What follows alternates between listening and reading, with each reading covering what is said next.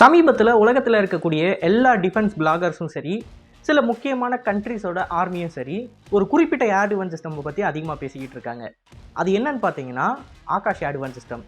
இந்தியாவால் உருவாக்கப்பட்ட இந்த air defence system என்னதான் 2016 வருஷத்துலேருந்து நம்மக்கிட்ட இருந்தாலும், இப்போ சமீபத்தில் இந்த ஏர் டிஃபென்ஸ் சிஸ்டம் பற்றி பேசுறதுக்கான காரணம் என்னன்னு பார்த்தீங்கன்னா, நம்ம பண்ண ஒரு உலக சாதனை தான். ஒரே நேரத்தில் ஒரே யூனிட்டு 4 டார்கெட்டை சைமல்டேனியஸாக ட்ராக் பண்ணி எங்கேஜ் பண்ணியிருக்கு, சக்ஸஸ்ஃபுல்லாக டெஸ்ட்ராயும் பண்ணியிருக்கு. ஸோ இந்த ஒரு காரியத்தை எந்த ஏர் டிஃபென்ஸ் சிஸ்டமும் உலகத்தில் பண்ணது கிடையாது. இதன் காரணமாக ஆகாஷ் ஏர் டிஃபென்ஸ் சிஸ்டம் பற்றி உலகத்தில் இருக்கிற சவுத் ஏஷியன் கண்ட்ரிஸாக இருக்கட்டும், சில முக்கியமான கான்ஃப்ளிக்டில் இருக்கக்கூடிய கண்ட்ரிஸாக இருக்கட்டும், இதை வாங்கணும்னு சொல்லி இன்ட்ரெஸ்ட் காமிச்சிருக்காங்க. அதில் முதல் கஸ்டமர் யாருன்னு பார்த்தீங்கன்னா அர்மேனியா ஏற்கனவே இதை வாங்கிட்டாங்க. அண்ட் இரண்டாவது கஸ்டமராக ஒமான் இருக்கிறதுக்கு அதிக வாய்ப்பு இருக்குன்னு சொல்லி அரசல் புரசலாக பேசிக்கிட்டு இருக்காங்க. நம்மளோட சேனலில் போன வருஷம் ஒரு வீடியோ பார்த்துருந்தீங்க அப்படின்னா, Armenia Akash air defence system வாங்குறதுக்கு வாய்ப்பு இருக்குன்னு சொல்லி பேசியிருப்போம்.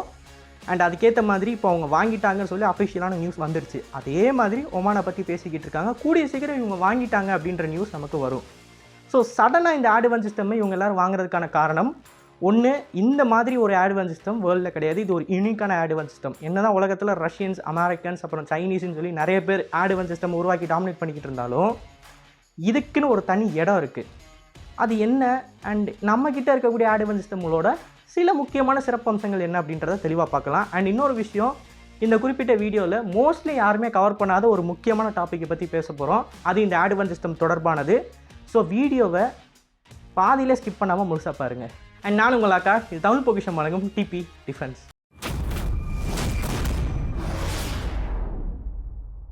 முதல் விஷயம், இந்த ஏர் டிஃபென்ஸ் சிஸ்டமை என்ன மாதிரியான டார்கெட்டை அழிக்கிறதுக்கு நம்ம பயன்படுத்தோம் அப்படின்னு பார்த்தீங்கன்னா, fighter aircraft, cruise missiles, drones, அப்புறம் பலிஸ்டிக் மிசைல்ஸ்.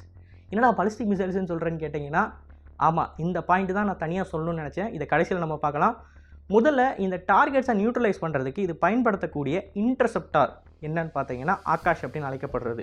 இந்த இன்டர்செப்டாரோட வேகம் மணிக்கு மார்க் 2.8 to 3.5 வரைக்கும் போகலாம். இது ஏன் இப்படி வேரி ஆகுதுன்னு பார்த்தீங்கன்னா, தரையிலேருந்து ஏவக்கூடிய இந்த ஏவுகணை ஃபஸ்ட்டு ஆல்டிடியூடில் கிளைம் பண்ணணும். அந்த ஆல்டிடியூடுக்கு போகிறப்ப இதால் மார்க் 3.5ல் போக முடியாது. ஒன்ஸ் ஆல்டிடியூடை ரீச் பண்ணதுக்கப்புறமா இந்த ஏவுகணை கீழ் நோக்கி வந்துச்சுன்னு வச்சுக்கோங்களேன், அப்போ மார்க் 3.5க்கு போகும். ஸோ இதனால தான் இந்த ஸ்பீடு வேரியேஷன் இருக்குது. அண்ட் இந்த ஏவுகணையோட மேக்ஸிமம் ரேஞ்ச் 35 கிலோமீட்டர். இதோட மேக்ஸிமம் ஆல்டிடியூட் 18,000 மீட்டர், 18 கிலோமீட்டர்னு வச்சுக்கலாம். ஸோ 18 கிலோமீட்டர் உயரத்தில் 35 கிலோமீட்டர் தள்ளி இருக்கிற டார்கெட்டை இதால் அடிக்க முடியும். ரெண்டுமே இருந்துச்சுன்னா அடிக்க முடியாதுங்க. Which ever comes first. நான் சொல்கிறது உங்களுக்கு புரியும்னு நினைக்கிறேன். இப்போ இந்த இன்டர்செப்டார் ஒரு டார்கெட்டை அடிக்கிறதுக்கு எந்த முறையை பயன்படுத்துது அப்படின்னு கேட்டிங்கன்னா, அது ஹிட் டு கில் அப்புறம் கைனெட்டிக் கில் அப்படின்ற முறை கிடையாது. இது ஒரு டிஃப்ரெண்ட்டான முறை. வேர்ல்டில் இருக்கிற முக்கால்வாசி ஏர் டிஃபென்ஸ் சிஸ்டம் இந்த முறையை தான் பயன்படுத்துது, இன்க்ளூடிங் S300, S400 சொல்லிகிட்டே போகலாம். அது என்னென்னு நான் சிம்பிளாக உங்களுக்கு எக்ஸ்பிளைன் பண்ணோம் அப்படின்னா, இதை நீங்கள் ஒரு ஏர்க்ராஃப்டாக வச்சுக்கோங்க. இதுக்கு என்ன பேர் கொடுக்கலாம், F-16 பேர் கொடுத்துருவோம். இந்த ஏர்க்ராஃப்ட் வந்து நம்மளோட ஏர் டிஃபென்ஸ் சிஸ்டமோட ரேஞ்சுக்குள்ளே வருது. அதாவது F-16 அழைக்கப்படுற இந்த ஏர்க்ராஃப்ட். இந்த ஏர்க்ராஃப்டை நம்ம அடிக்கணும் அப்படின்னா 2 முக்கியமான பேராமீட்டர்ஸ் இருக்குது. ஒன்று, இந்த ஏர்க்ராஃப்ட் 18,000 மீட்டருக்கு கீழே பறந்தாகணும். இன்னொன்று, இந்த இன்டர்செப்டாரோட ரேஞ்சுக்குள்ளே இருக்கணும். ஸோ இன்டர்செப்டார் பக்கத்தில் வந்ததுக்கப்புறமா இந்த ஏர்க்ராஃப்ட் இன்டர்செப்டார் கிட்டேருந்து தப்பிக்கிறதுக்கு எதாவது மென்யூர் பண்ணுச்சு அப்படின்னா, இந்த இன்டர்செப்டாரும் மென்யூர் பண்ணி ஆகணும். ஸோ ஏர்க்ராஃப்ட் எவ்வளோ தூரம் தள்ளி இருக்கோ அதை விட கொஞ்சம் எக்ஸ்ட்ரா 5-10 கிலோமீட்டர் இந்த இன்டர்செப்டார் வந்து பயணம் பண்ணி ஆகணும். So to the safer side இந்த விமானம் 25 கிலோமீட்டர் பக்கத்தில் வரணும் ஏர் டிஃபென்ஸ் சிஸ்டமுக்கு. அப்போ தான் இதில் இருக்கக்கூடிய அந்த எக்ஸ்ட்ரா 10 கிலோமீட்டர் ரேஞ்சை வச்சு இந்த இன்டர்செப்டார் மென்யூர் பண்ண முடியும். இப்போது 2 பேராமீட்டருக்குள்ளேயும் இந்த F-16 இருக்குது. அண்ட் இந்த F-16க்கு வந்து கீழே இருக்கக்கூடிய ஏர் டிஃபென்ஸ் சிஸ்டம் தெரியக்கூடாது. அங்கே ஏர் டிஃபென்ஸ் சிஸ்டம் இருக்குன்னு தெரிஞ்சிச்சுன்னா இது லோவர் ஆல்டிடியூடில் பறந்துக்கிட்டு இருக்கும். ஃபர்ஸ்ட் ஆஃப் ஆல் தெரியல அப்படின்றதுனால தான் இது ஹை ஆல்டிடியூடில் பறந்துக்கிட்டு இருக்குது. இப்போ இந்த ஆல்டிடியூடில் பறந்துக்கிட்டு இருக்கிற விமானத்தை நம்ம ஒரு இன்டர்செப்டாரை கொண்டு ஏவுறோம் இடமேர்த்து அழிக்கிறதுக்கு. இந்த இன்டர்செப்டாருக்கு கைடன்ஸ் கொடுக்குறது யாருன்னு பார்த்தீங்கன்னா, ராஜேந்தர் அப்படின்னு அழைக்கப்படுற ஒரு ரேடார் சிஸ்டம். அதுதான் இந்த இன்டர்செப்டாருக்கு கைடன்ஸ் கொடுக்குது. ஸோ இந்த இன்டர்செப்டார் வந்து பக்கத்தில் வருது. பக்கத்தில் வந்து பேட்ரியாட் ஏர் டிஃபென்ஸ் சிஸ்டமில் இருக்கிற மாதிரி, அதாவது பேட்ரியாட்டோட லேட்டர் வேரியன்ஸில் இருக்கிற மாதிரியோ இல்லை தாடில் இருக்கிற மாதிரியோ நேருக்கு நேராக மோதாது. அதுக்கு பதிலாக இந்த F-16க்கு பக்கத்தில் ஏதாவது ஒரு பக்கம், மேலேயோ கீழேயோ லெஃப்ட் சைடோ ரைட் சைடோ இந்த இன்டர்செப்டார் வந்து பறந்து வரும். அப்படி பக்கத்தில் நெருங்கினோடனே இதில் ஒரு ப்ராக்சிமிட்டி ஃபியூஸ் இருக்கும். இந்த ஃபியூஸ் ஆக்டிவேட் ஆகி இந்த இன்டர்செப்டார் வந்து டம்முன்னு வெடிக்கும். அப்படி வெடிக்கிறப்ப இந்த இன்டர்செப்டார்லேருந்து சின்ன சின்ன உலோக துகள்கள், ஃப்ராக்மெண்டேஷன்ஸ் ஆர் ஷார்ப்னல் அப்படின்னு நம்ம சொல்லுவோம். இதோட சயின்டிஃபிக் டேர்ம் வந்து அதுதான். இந்த ஷார்ப்னல் வந்து பறந்துகிட்டு இருக்கிற F-16 மேலே படும். அப்படி பட்ட உடனே இந்த F-16 டேமேஜ் ஆகி நடுவானத்துலேருந்து பொத்துன்னு கீழே விழுந்துடும். இப்போ ஒரு டவுட் உங்களுக்கு வரலாம். சப்போஸ் இந்த ஷார்ப்னல் பட்டு இந்த F-16 டேமேஜ் ஆகிருக்கு, ஆனாலும் இந்த F-16 பறக்கிற நிலமையில தான் இருக்குது அப்படின்னா என்ன பண்ணுறதுன்னு கேட்டிங்கன்னா, முதல் இன்டர்செப்டார் பறந்து அடுத்த 5வது செகண்ட் நம்ம இன்னொரு இன்டர்செப்டாரை அனுப்புவோம். அப்படி அனுப்பணும்னா 2 இன்டர்செப்டாரும் பக்கத்தில் வெடிச்சிச்சு அப்படின்னா F-16 யாராலையும் காப்பாற்ற முடியாது. இப்போது இதுதான் இந்த ஆகாஷ் ஏர்-டிஃபென்ஸ் சிஸ்டம் வேலை செய்யக்கூடிய ஒரு சிம்பிளான எக்ஸ்ப்ளனேஷன். ரொம்ப டீப்பாக நான் டெக்னிக்கலாக எக்ஸ்பிளைன் பண்ணணும்னு நினைக்கல, சிம்பிளாக எல்லாருக்கும் புரிகிற மாதிரி சொல்லியிருக்கேன். இப்போ இந்த இன்டர்செப்டாரை உருவாக்குறது யாருன்னு பார்த்தீங்கன்னா IGMDP. இவங்க தான் அதை டிசைன் பண்ணி உருவாக்கியிருக்காங்க.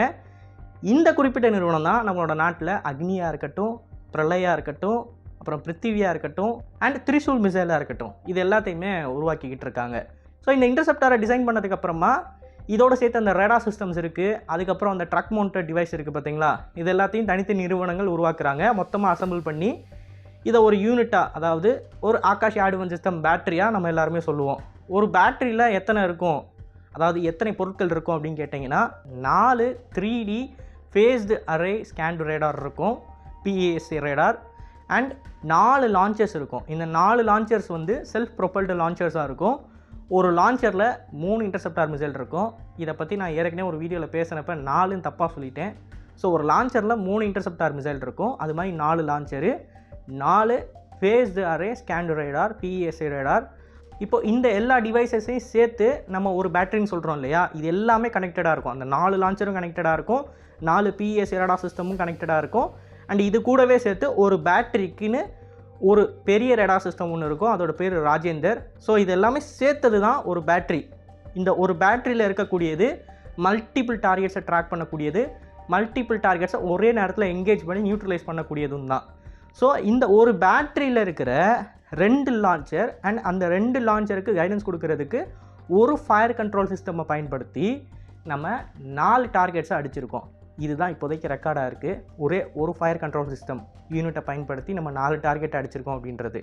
அண்ட் ராஜேந்தர் ரேடாரை பற்றி சொல்லணும் அப்படின்னா அதில் 2 வேரியன்ட் இருக்குது. ஒன்று ஏர்ஃபோர்ஸுக்கு, இன்னொன்று ஆர்மிக்கு. ஏர்ஃபோர்ஸோட வேரியன்ட் வந்து 64 டார்கெட்டை 60 கிலோமீட்டர் ரேஞ்சுக்குள்ளே ட்ராக் பண்ணும். ஆர்மியோட வேரியன்ட் வந்து 40 டார்கெட்டை 100 கிலோமீட்டர் ரேஞ்சுக்குள்ளே ட்ராக் பண்ணும். ஸோ ஒவ்வொன்றுக்கும் ஒவ்வொரு வேரியன்ட் இருக்குது. ஏர்ஃபோர்ஸ் வேறு மாதிரி பயன்படுத்துவாங்க, ஆர்மி வேறு மாதிரி பயன்படுத்துவாங்க. இப்போ இதெல்லாம் தான் இந்த ஏவுகணைகளோட கேரக்டர் அண்ட் இந்த ஏவுகணையோட ரேடாரோட கேரக்டர்ஸ். இதெல்லாத்தையும் ஒன்றா பயன்படுத்தி தான் நம்ம ஷார்ட் ரேஞ்ச், அதாவது 35 கிலோமீட்டருக்கு பக்கத்தில் வரக்கூடிய ஏரியல் டார்கெட்ஸை நியூட்ரலைஸ் பண்ணுறோம். இப்போ இதில் என்னென்னா ஸ்பெஷாலிட்டி இருக்குது, முக்கால்வாசி ஏர்-டிஃபென்ஸ் சிஸ்டம் இதை தான் பயன்படுத்துது. இதில் என்ன தனித்துவமாக இருக்குது அப்படின்னு நீங்கள் கேட்டிங்கன்னா, நான் ஆல்ரெடி ஆட் பண்ண ஒரு பாயிண்ட்டு, இதால் 4 டார்கெட்டை ஒரே நேரத்தில் அடிக்க முடியும். இதை நம்ம தான் டெஸ்ட் பண்ணி காமிச்சிருக்கோம். 2வது ஒரு பாயிண்ட் இருக்குது. இந்த 2வது பாயிண்ட்டை வந்து நம்ம எக்ஸ்போர்ட்டுக்கு சொல்ல முடியாது, பட் நம்ம உள்நாட்டில் பயன்படுத்துறதுனால இந்த 2வது பாயிண்ட்டை நம்ம யூஸ் பண்ணிக்க முடியும். அது என்னன்னு பார்த்தீங்கன்னா, நான் ஏற்கனவே சொல்லியிருப்பேன், இதால் பலிஸ்டிக் மிசைல்ஸை நியூட்ரலைஸ் பண்ண முடியும் அப்படின்னு. ஸோ பலிஸ்டிக் மிசைல்ஸ் அப்படின்னு எடுத்துக்கிட்டிங்கன்னா உலகத்தில் இருக்கக்கூடிய எல்லா நாடுகளும் இந்த குறிப்பிட்ட பலிஸ்டிக் டிஃபென்ஸ் சிஸ்டமில் ரொம்ப கஷ்டப்பட்டுக்கிட்டு இருக்காங்க. ஆக்சுவலாக யாராலையுமே 100% ஒரு பலிஸ்டிக் மிசைலை இன்டர்செப்ட் பண்ண முடியும் அப்படின்னு சொல்லவே முடியாது. பட் ஃபைட்டர் ஏர்க்ராஃப்ட்டு, ட்ரோனு, அப்புறம் க்ரூஸ் மிசைல்ஸ்லாம் பார்த்தீங்கன்னா அவங்க கண்டிப்பாக சொல்லுவாங்க எங்களால் இன்டர்செப்ட் பண்ண முடியும் அப்படின்னு. அண்ட் அது மட்டும் இல்லை, ஸ்டார்ம் ஷேடோ மிசைல்ஸை பன்ஷியர் ஏர்-டிஃபென்ஸ் சிஸ்டம் இன்டர்செப்ட் பண்ணுற வீடியோலாம் நம்ம சேனலில் ஏற்கனவே போட்டிருப்போம். ஆனால் அது மாதிரி பலிஸ்டிக் மிசைலில் வந்து சொல்ல முடியாது.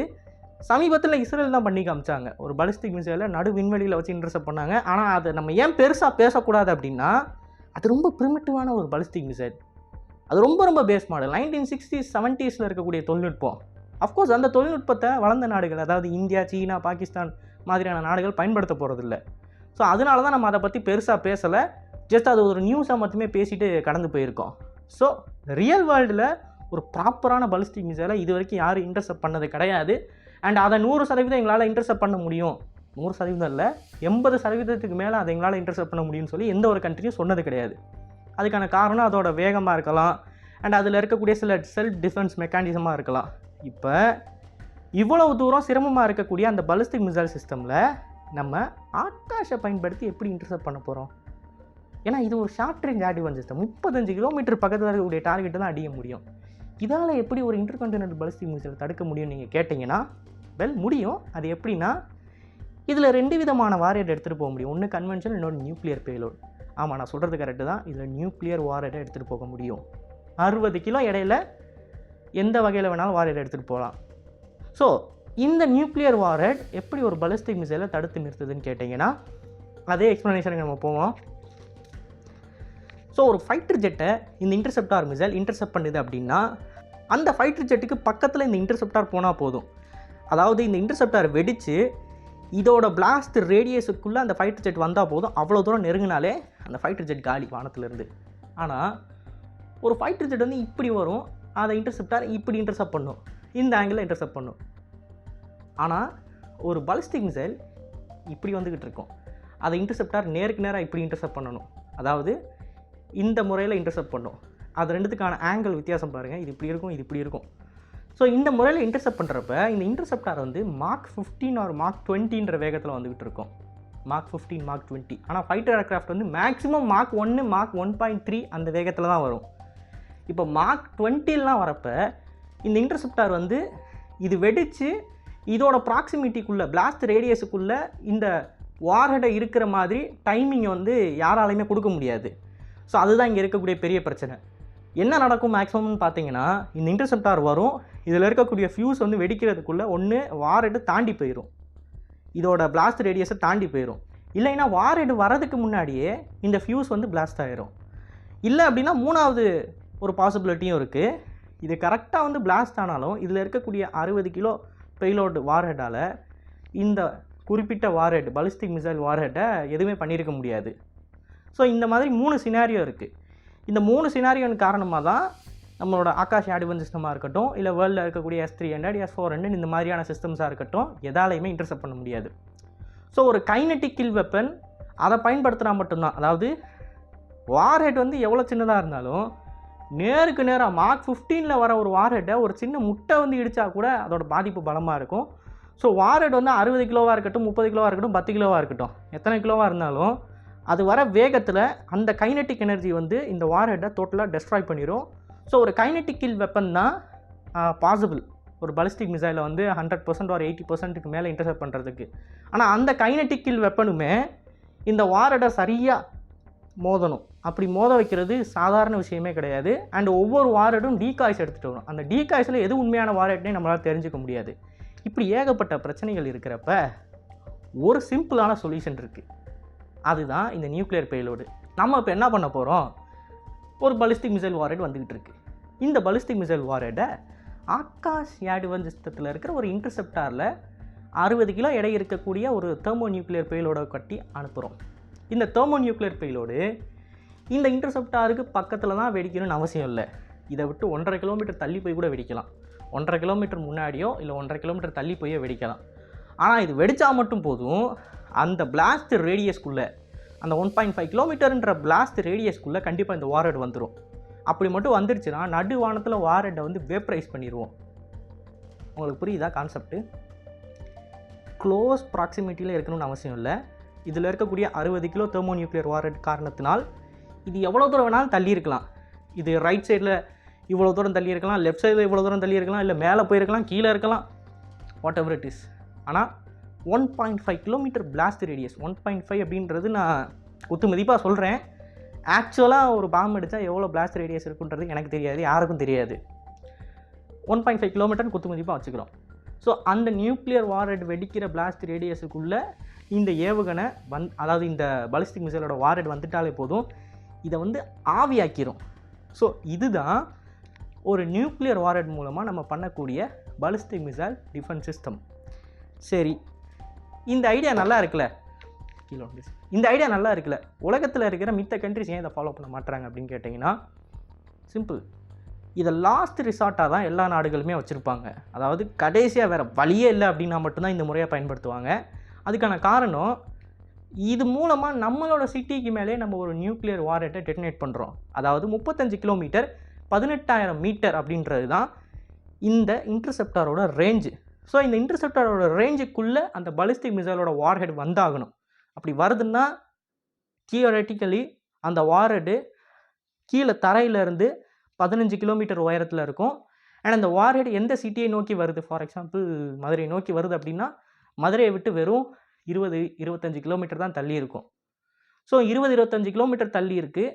அண்ட் ஒரு 15,000 மீட்டர் உயரத்தில், அதாவது ஒரு 15 கிலோமீட்டர் உயரத்தில் இருக்குது அப்படின்றப்ப, அந்த உயரத்தில் நம்ம ஒரு நியூக்ளியர் வெப்பனை டெட்டனேட் பண்ணோம் அப்படின்னா அதனால் பிளாஸ்ட்டில் எந்த பிரச்சனையும் வராது, அது வெடிக்கிறதுனால எந்த பிரச்சனையும் வராது. பட் ஸ்டில் அது வெடித்ததுக்கப்புறமா ரேடியேஷன் துகள்கள் வந்து நியூக்ளியர் ஃபால் அவுட் அப்படின்னு நம்ம சொல்லுவோம் டெக்னிக்கல் டேர்மில். அந்த ரேடியேஷன் துகள்கள் வந்து ஒரு க்ளவுடு மாதிரி ஃபார்ம் ஆகி மலை மாதிரி பெய்யும் கீழே இருக்க சிட்டி மேலே. இந்த ரேடியேஷன் க்ளவுட் வந்து காற்றோட திசையை வச்சு எங்கே விழுகும் அப்படின்றத நம்ம முடிவு பண்ணிக்கலாம். ஸோ விண்ட் டைரக்ஷன் வந்து ரொம்ப முக்கியம். மதுரைக்கு மேலே வெடிச்சிச்சுன்றதுனால மதுரைக்கு கீழே தான் ரேடியேஷன் துகள் வரும்னு நம்ம சொல்ல முடியாது. சுலம்பட்டி பக்கம் போகலாம், இல்லை கீழே விருதுநகர் பக்கம் கூட போகலாம், சொல்ல முடியாது. ஸோ இதுதான் இங்கே இருக்கக்கூடிய மிகப்பெரிய பிரச்சனை. இந்த ஃபால் அவுட்னால, அதாவது இந்த ஃபால் அவுட்னால ஏற்படக்கூடிய பாதிப்புகளை நம்மளால் ரிப்பேர் பண்ணிட முடியும். ஃபார் எக்ஸாம்பிள் ஹிரோஷிமா நாகசாகி எடுத்துக்கோங்க. இப்போ அந்த இடத்துக்கு நீங்கள் போய் பார்க்கலாம். அதாவது குண்டு விழுந்து அந்த இடத்துல போய் நீங்கள் நிற்கலாம். அந்தளவுக்கு அந்த ரேடியேஷன் எல்லாத்தையுமே கிளியர் பண்ணிட்டாங்க. அந்த ஃபால் அவுட் எதையுமே இல்லாமாக்கிட்டாங்க. அந்த மாதிரி நம்ம இதை ரிப்பேர் பண்ணலாம், இதனால் ஏற்படக்கூடிய என்விரான்மெண்டல் டேமேஜஸை. ஆனால் இது ரிப்பேர் பண்ணுறதுக்குள்ள இது ஒரு பெரிய அடி, அதாவது ஒரு காட்டிட்டு போயிடும். ஃபார் எக்ஸாம்பிள் இது எங்கே நடக்குதோ, அதாவது இந்த ரேடியேஷன் ஃபால் அவுட் எங்கே நடக்குதோ அங்கே இருக்கிற மக்களுக்கு மத்தியில் கேன்சர் வந்து அதிகமாக வரும். அதில் ஒரு ஸ்பைக் இருக்கும். அண்ட் இந்த கேன்சர் வந்து குணப்படுத்துகிற வகையிலையும் இருக்கலாம், இல்லை அப்படின்னா மொத்தமாகவும் போய் சேர்ந்துடலாம். ஸோ இந்த மாதிரி நிறைய பிரச்சனைகள் இருக்குது. அது மட்டும் இல்லை, இப்போ இந்த ஃபால் அவுட் வந்து ஒரு வயல் வெளி இருக்கிற இடத்துல நடக்குதுன்னு வச்சுக்கோங்களேன். அங்கே நம்மளால் விவசாயம் பண்ண முடியாது. ஆப்வியஸாக அந்த மண், அதாவது ஃபஸ்ட்டு 5 to 10 ஃபீட் மண்ணை வந்து அப்படியே நம்ம தோண்டி எடுக்கணும். தோண்டி எடுத்து அந்த மண்ணில் ஃபுல்லாக ரேடியேஷன் எலமெண்ட்ஸ் இருக்கும். அந்த மண்ணை எங்கேயாவது நம்ம சேஃபாக டிஸ்போஸ் பண்ணணும். ஸோ ஃபஸ்ட்டு 5 அடி 10 அடிக்கு மண்ணை தோண்டி எடுத்துட்டிங்கன்னா உள்ளே என்ன மண் இருக்கோ அதை வச்சு தான் நீங்கள் விவசாயம் பண்ணணும். உள்ளே இருக்கிற மண்ணை வச்சு நீங்கள் விவசாயம் பண்ண முடியுமான்னு கேட்டிங்கன்னா தெரியாது. அது ஒவ்வொரு இடத்த பொறுத்து இருக்குது. ஸோ அல்டிமேட்லி இது ஒரு பெரிய அளவுக்கு ஒரு ஸ்கார், அதாவது தழும்பு ஒன்று விட்டுட்டு போகும் இது எங்கே நடக்குதோ. பட் இதை நம்ம ஏன் பயன்படுத்தணும் அப்படின்னு பார்த்தீங்கன்னா, ஒரு தெர்மோ நியூக்ளியர் வார்ஹெட் அப்படின்றது 350 கிலோட்டன்லேருந்து 1000 கிலோட்டன் வரைக்கும் இருக்கும். அதாவது 1 மெகாடன் வரைக்கும் இருக்கும். இது வெடிச்சிச்சு, அதாவது இன்டர்செப்டார் வெடிக்காமல் உண்மையான அந்த எதிரியோட பாலிஸ்டிக் மிசைலோட அந்த பேலோடு வெடிச்சிச்சு அப்படின்னா ஒரு சிட்டியே டோட்டலாக வேப்பரைஸ் ஆகிடும். அதாவது சில செகண்ட்ஸில் வந்து பல லட்சம் மக்கள் வந்து காற்றுல ஆவி ஆயிடுவாங்க. அண்ட் அதோட பாதிப்பு இந்த இன்டர்செப்டார் வெடிக்கிறதுனால வர பாதிப்பை விட 1000 மடங்கு பல மடங்கு இருக்கும். ஸோ அவ்வளோ பெரிய பாதிப்பை நம்மளால் ஒரு சின்ன பாதிப்பை வச்சு தடுக்க முடியும். பட் ஸ்டில் இது ஒரு லாஸ்ட் ரெசார்ட் தான். நம்ம நாட்டிலே நம்ம ஒரு பாலிஸ்டிக் மிசைல் டிஃபென்ஸ் சிஸ்டமை உருவாக்கிக்கிட்டு இருக்கோம். அந்த பாலிஸ்டிக் மிசைல் டிஃபென்ஸ் சிஸ்டமை பயன்படுத்துவோம். S-400 பயன்படுத்துவோம். S-500 ஃபியூச்சரில் வாங்கணும் அப்படின்னா அதை பயன்படுத்துவோம். ஸோ இப்படி எல்லா ஏர் டிஃபென்ஸ் சிஸ்டமே பயன்படுத்தி அதனால் எதுவுமே பண்ண முடியல, எந்த பிரயோஜனமும் இல்லை அப்படின்றப்ப லாஸ்ட் ரிசார்ட்டாக இந்த வார்ஹெட் ஒரு 17,000 மீட்டர் உயரத்தில் இருக்கிறப்ப இந்த இன்டர்செப்டாரை நம்ம பயன்படுத்த வேண்டியது இருக்கும். பட் ஹோப்ஃபுல்லி இந்த இன்டர்செப்டாரை நம்ம பயன்படுத்துகிற நிலமை வரக்கூடாது அப்படின்னு வேண்டிக்குவோம். அண்டு நியூக்ளியர் வாரை பற்றி நான் ப்ரொமோட் பண்ண விரும்பலை, அதனால் ரொம்ப பெரிய டேமேஜஸ் ஏற்படும் மனித குலத்துக்கே. ஸோ இதுதான் இந்த ஏர் டிஃபென்ஸ் சிஸ்டமோட ஸ்பெஷாலிட்டி. இதனால் எடுத்துகிட்டு போகக்கூடிய அந்த நியூக்ளியர் வெப்பன் தான். இதுதான் நான் சொல்லணும்னு நினச்சேன். இதை யாருமே மோஸ்ட்லி மென்ஷன் பண்ணியிருக்க மாட்டாங்க. காரணம் இதை பற்றி இந்த இடத்துலையும் பெருசாக பேசலை.